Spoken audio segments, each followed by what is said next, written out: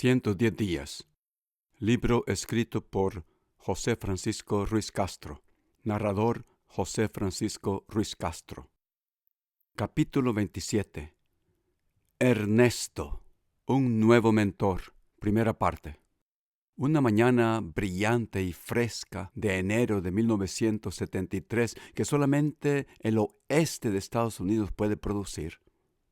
Con un cuaderno azul de 100 hojas que había comprado por 89 centavos y un bolígrafo negro que había tomado del mostrador de la cocina de Sharon y metido en el bolsillo de mi camisa blanca, me presenté en la escuela para adultos del distrito El Monte.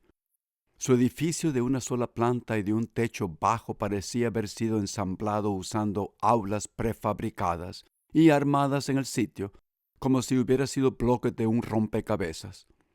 El Centro de Educación para Adultos estaba ubicado frente a la estación de policía del monte, una cuadra al oeste. Un largo rótulo vertical de arte deco metálico, con letras gruesas y anchas, de esas que se veían afuera de las salas de cines en los años 50, decía Centro Comercial El Monte, una especie de mercado cerrado o galería comercial. La parte de atrás del edificio del centro para adultos conectaba con un campo abierto de grama verde con un área de picnic al salir y alejada del ruido y polvo del tráfico. Después de una prueba, un test diagnóstico inicial, me colocaron en la clase de English as a Second Language nivel 1, inglés como segundo idioma, nivel de principiante, con la profesora llamada señorita Phillips. El inglés me producía pánico. Me había ido muy mal en la materia de inglés en el Colegio San José de Santa Ana, enseñado por un gangoso cuna que medio lo había estudiado de libros, el padre Pedro Nuina. Nunca podía descifrar conjuntos o series de consonantes impronunciables para mí, tan comunes en inglés, que invariablemente interferían con mis intentos de extraer cualquier significado de las palabras. ¿Cómo malditos se pronunciaban, por ejemplo, los sonidos SHR, NTS, GHT, THR, en palabras como, bueno, hoy las puedo pronunciar, shroud, counts, thought, and through? No podía entender cómo no había una vocal entre esos grupos de consonantes. En el español había muchas vocales en cada palabra. Afortunadamente, no había exámenes orales o de lectura en el Colegio San José de Santa Ana, así que los estudiantes pronunciábamos las palabras como si hubieran estado escritas en español. ¡Qué brutos éramos! Ignorando las consonantes múltiples. De todas maneras, el cura no sabía hablar inglés y se contentaba con tenernos ocupados escribiendo traducciones al español de breves párrafos en inglés. Recurrí, entonces, como todos los demás, a aprender listas de vocabulario en inglés usando la pronunciación en español, ignorando las cadenas de consonantes. Obviamente, en los exámenes escribía las palabras de forma errónea. Siempre me faltaban una o dos o tres consonantes en las palabras. Obviamente, esa estrategia para aprender inglés no funcionaba. Me sentía muy frustrado en la clase de inglés del Colegio San José, desarrollando una profunda aversión cercana al odio hacia el idioma inglés. Ahora, en la ciudad de El Monte, con mi instinto de supervivencia arrasador, tuve que dejar a un lado mi actitud negativa. Tal vez había otra manera de aprender este idioma maldito, me dije. No había tenido mujeres como maestras desde la primaria en el Colegio La Fe de Chalchuapa, y la sincera sonrisa de la señorita Phillips y sus ojos cariñosos me hicieron sentir inmediatamente bienvenido. Percibí como si mi madre me estuviera enseñando. Había 10 estudiantes en la clase, una mezcla de mexicanos, centroamericanos y cubanos. Pude ver de inmediato que la señorita Phillips había nacido para enseñarles a los inmigrantes y sabía cómo usar los mejores y más respetuosos métodos. La respetábamos y de inmediato nos encariñamos con ella. El primer día de clases, durante el receso de mediodía, decidí salir al campo de atrás a tomar aire fresco. 3 bancos de madera frente a una mesa redonda estaban a la derecha del área de picnic, su barniz ya desvanecido a un feo marrón pálido, y me pregunté si alguien alguna vez se aventuraba a venir a la parte de atrás de la escuela para almorzar. De repente, escuché una voz que venía de atrás de mí, atrayendo mi atención. «¿Cómo te llamas?», me preguntó un chico bajo y fornido, sonriente alegremente. «Francisco», le dije. «Yo soy Ernesto. Oye, ¿quieres comerte un taco? Te invito», dijo con confianza, casi como si quisiera presumir, sin dejar de lado su sonrisa. «¿En qué restaurante?» «No mames, güey. ¿A poco no sabes que aquí uno compra comida de las trocas enfrente de la escuela?», dijo, sorprendido de encontrar a alguien increíblemente ignorante de la cultura de Los Ángeles. «No, yo nunca he hecho eso en mi vida», dije, tomando un aire de importancia. Pensé que el comprar comida de un camión era demasiado incivilizado. «Vamos, antes que se nos acabe el tiempo, güey. No me gusta regresar tarde a la clase», concluyó Ernesto. Nos sentamos para comer nuestros tacos en uno de los bancos de madera pálida, directamente afuera de la puerta de atrás del edificio. Luego, otros estudiantes salieron y formaron pequeños grupos a nuestro alrededor, presentándose con narraciones cortas de sus vidas. Hablaron sobre cómo terminaron en Los Ángeles, sus arreglos de vivienda con sus familiares o parientes lejanos, lo que estaban tratando de lograr y lo importante que era aprender inglés para tener éxito en este país. Una opción, por supuesto, era regresar a su país natal sabiendo inglés y rezar para poder encontrar un mejor trabajo con esa nueva destreza. Por ejemplo, cuando habló el costarricense del grupo, comentó que había sido enviado a los Estados Unidos por sus padres después de haber terminado su bachillerato, con el propósito de estudiar inglés antes de comenzar su primer año en la Universidad de Costa Rica en septiembre. Y el cubano dijo que el gobierno de los Estados Unidos le estaba pagando todo, vivienda y para aprender inglés, y que vivía en un departamento subsidiado por el gobierno. Me sentí extremadamente celoso de escuchar su historia.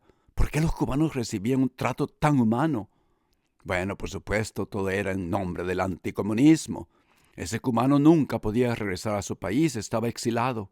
Sin embargo, la mayoría de los estudiantes eran pobres. Ellos mostraban una alta motivación y parecían profundamente conscientes de que no había un verdadero éxito posible sin inglés en este país. Sus familias los apoyaban, ellos decían, mientras estudiaban durante por lo menos unos 6 meses. Al enterarse de que yo buscaba trabajo, mi nuevo amigo, Ernesto, se ofreció a llevarme a la fábrica donde trabajaba por las noches después de la escuela. Hablaría con el gerente. Lo más probable, pensé, era que me contrataran, dada la reputación de él como buen trabajador. Acababa de conocer a Ernesto, un mexicano de Guadalajara, y alguien que pronto se convertiría en mi mejor amigo y mi nuevo mentor. Nunca había visto una fábrica en mi vida, pero sabía que las fábricas pagaban bien por trabajo físico repetitivo. La idea de una fábrica me hizo pensar, en aquel tiempo, en una moraleja contada en el seminario por Monseñor Barrera. Él solía relatar la historia de un seminarista en Bélgica que había pedido permiso para salirse del seminario por un semestre para trabajar de incógnito en una fábrica. Quería experimentar en carne propia el mundo real y aprender sobre las luchas en las vidas diarias de los obreros de fábrica, usualmente mal pagados y quienes probablemente serían parte de su futura congregación. Poco después de su llegada, este seminarista, los trabajadores quedaron impactados por la humildad mostrada por el seminarista durante la jornada, comentando positivamente sobre su comportamiento, manera de hablar, amor y respeto.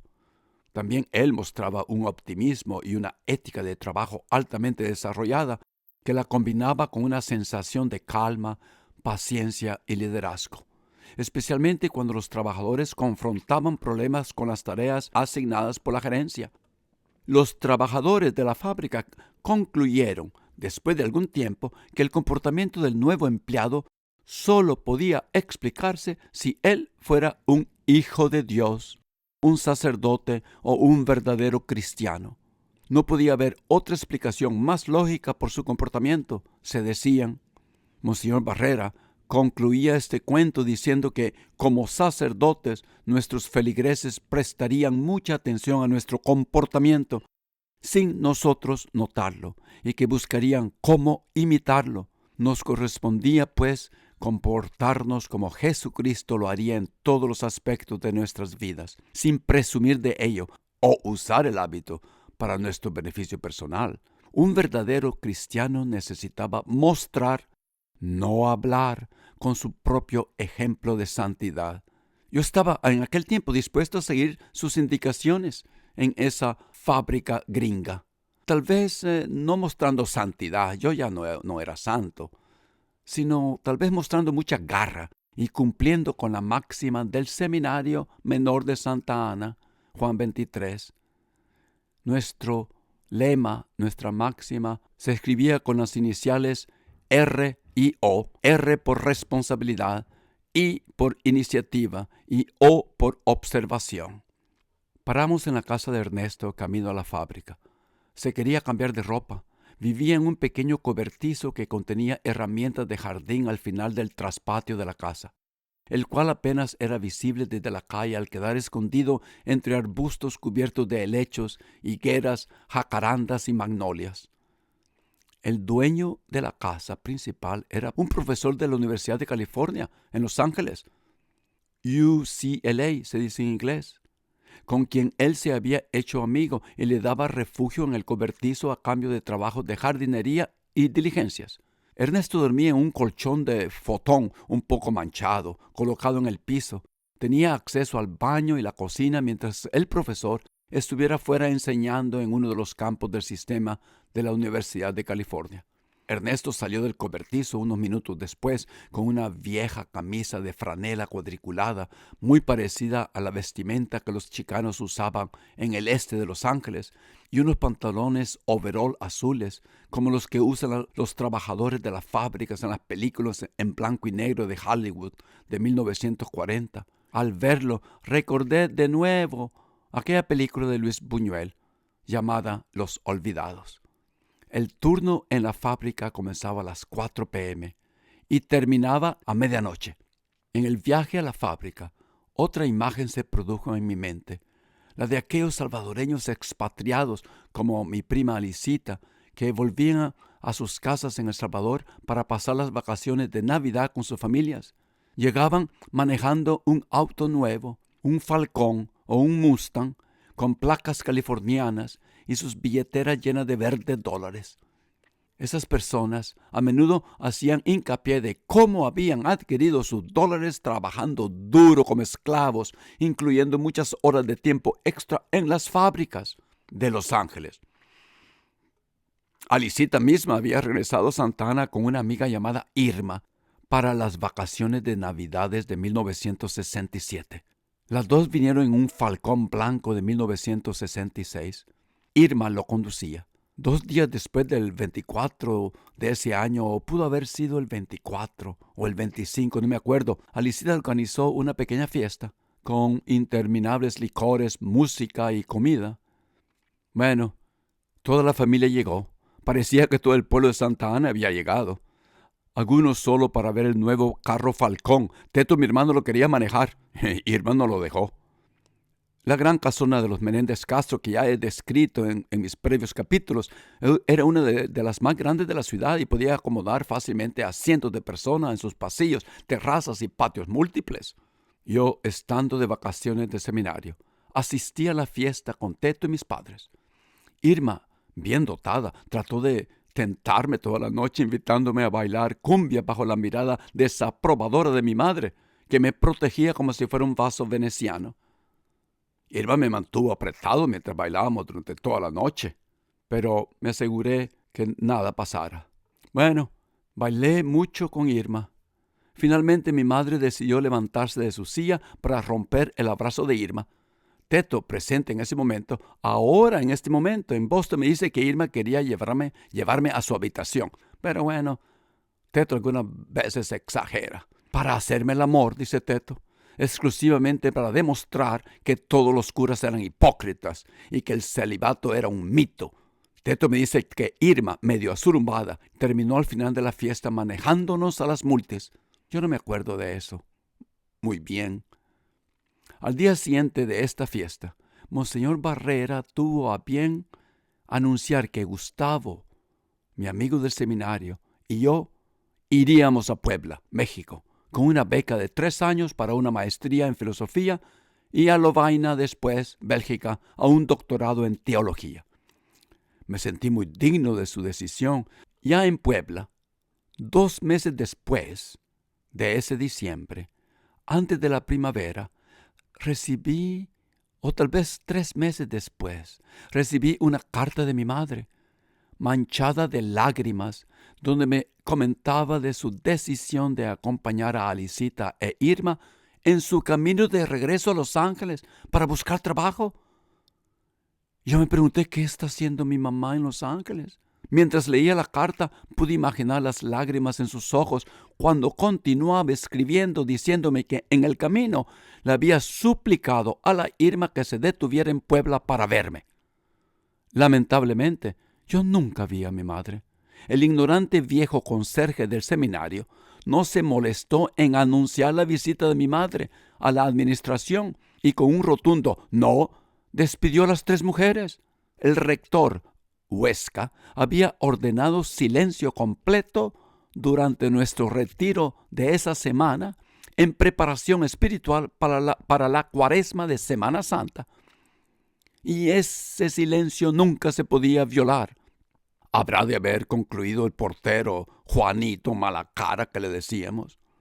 Siempre tenía una cara bien mal hecha. Habrá sido a finales de febrero o principios de marzo de 1968. Desanimada, mi madre caminó de regreso al Falcón, llorando, sin atreverse a alterar las normas desconocidas de mi nuevo claustro.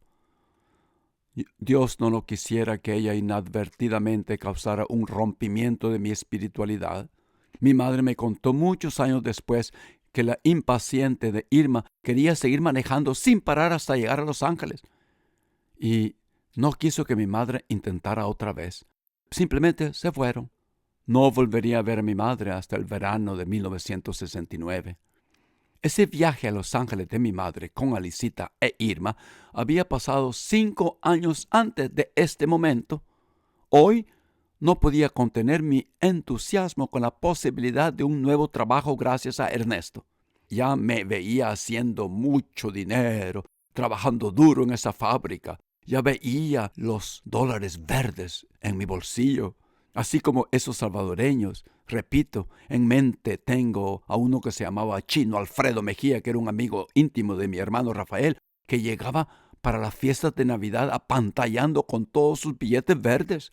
Nos invitaba a todos al Florida, a ese restaurante llamado Florida enfrente del parque. Ya no existe.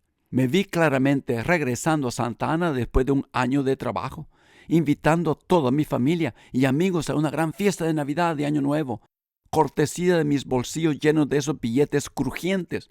Me vi en mi imagen con un Mustang rojo brillante de último modelo que estacionaría frente a la casa en la 9ª calle Oriente número 20 para que todo el mundo viera el nuevo carrito que Chepito había traído desde Los Ángeles. Y me imaginé que para la fiesta de Navidad y Año Nuevo le pediría a la niña María Reyes, esa señora de Chalchuapa que hacía unos ricos panes con chumpe, que me hiciera 100 panes con chumpe. Y contrataría a la marimba del pueblo para tocar las canciones favoritas de mi madre toda la noche. Bueno, también me imaginé que esta vez perdonaría a mi padre por estar asurumbado y ordenaría el mejor ron y whisky importado para su deleite. Pensé que me gustaría que él estuviera orgulloso de mí y dijera: Chepito nos dejó temprano una mañana. Pensaba que estaba muerto, pero regresó después de tener éxito en Los Ángeles. Nunca pensé que fuera capaz ese niño. Imágenes de esos rituales que los griegos en la antigüedad usaban con sus adolescentes como pruebas para poder pasar a la edad adulta inundaron mi imaginación. Sí, De alguna manera, representaría al héroe griego que había salido de Atenas y, sobreviviendo a la intemperie y a las bestias salvajes, había regresado a casa después de transformarse en un hombre, marchando triunfante por la entrada polvorienta de su ciudad, llevando la piel desollada de un león sobre sus hombros. Mi imaginación algunas veces era demasiada. Esos pensamientos llenaron mi corazón de una extrema felicidad. También pensé que ganaría suficiente dinero en esa fábrica para inmediatamente devolverle los $100 que Sandra, mi prima guatemalteca, me había prestado, y así, finalmente, al pagar esa deuda, liberarme de un peso sobre mis hombros.